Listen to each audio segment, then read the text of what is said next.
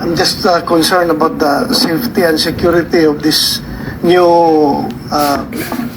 witness at si Master Sergeant Orly Gutesa. Matanong ko lang si Orly, may baril ka ba?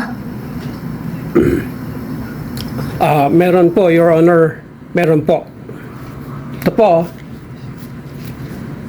Service firearm. Meron ka? Opo. May permit to carry yan?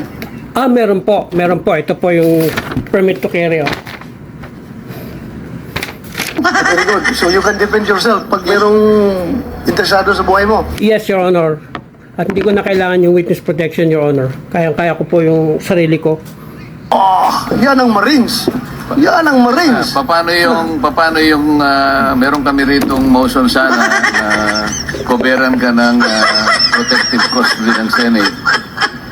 Baka makatulong sa'yo. Okay lang ba o ayaw mo rin yun?